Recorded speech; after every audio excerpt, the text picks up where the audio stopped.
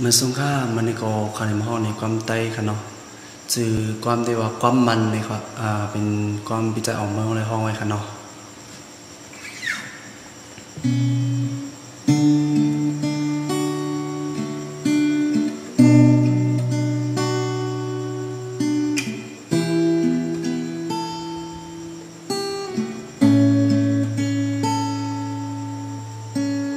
พ้องมือมีไก่ย้ำมือจึงในไปจอมเผอจอมเส้นทางไปเฮาสองก่อในเลือกึดก่อเร็วเหมือนขึ้นวันอันหากกันวันอยู่หิมจำจุงมือกันมือผาวางกันย่อนลองดังสั่นคือจำหูถึงหอนยามลงเริ่มความมันนั่งปันกันไว้ลุมลาด้วยจอมพาดปันมันไหลทกโหงหันสู่มันเกิมความหักนั่งปันกันไว้เมื่อถึงเหตุเฮอปล่อยขาดตึกกึดไว้ห้อยเจ็บมาดีน่าใจ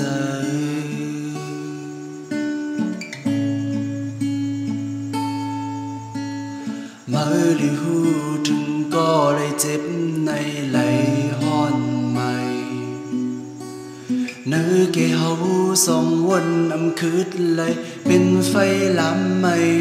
ทุกวนขึ้นวันอันหากกันวันอยู่หิมจำจุงมือกันย้อนลงดังเสมอภาวางยันปันเฮาถึงจ้องสู่เดเป็นจอมความมันนั่งปันกันไว้ลุมลาด้วยจอมพาดปันมันไหลดกโหงหันสู่หอมหอมมือกูอ่อนอันยืนไว้เมื่อดินเหตุเฮอปล่อยขาดตึกกึดไว้ห้อยเจ็บมาดีน่าใจ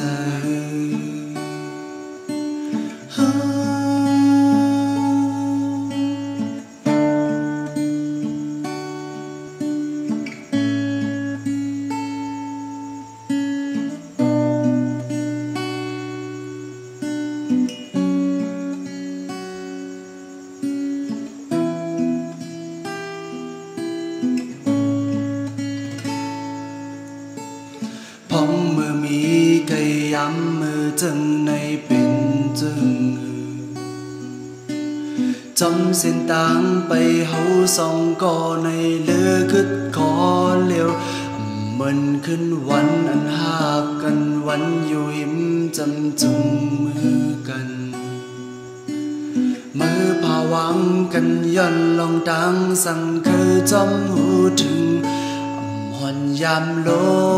งเริ่มความมันนั่งปันกันไว้ลุมลาด้วยจอมพาดปันมันไหลดกโพงหันสู่มันเกิมความหักนั่งปันกันไว้เมื่อดินเหตุเฮอปล่อยขาดตึกกึดไว้ห้อยเจ็บมาดดีน่าใจ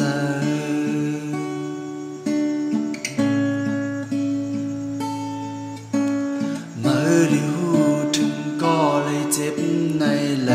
ห้อนใหม่เนื้อเกเฮาสองวน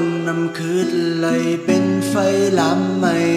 ทุกวนขึ้นวันอันหากกันวันอยู่หิมจำจุงมือกันย้อนลองดังสั่งมือผาวางยันปันเฮาถึงจ้องสู่เดเป็นจอมความมันนั่งปันกันไว้ลุมลาด้วยจอมพาดปันมันไหลดกโหงหันสู่หอมหอมมือกูอ่อนอันยืนไว้เมื่อถึงเหตุเฮอปล่อยขาดตึกกึดไว้ จ็บมาดีนะเธอ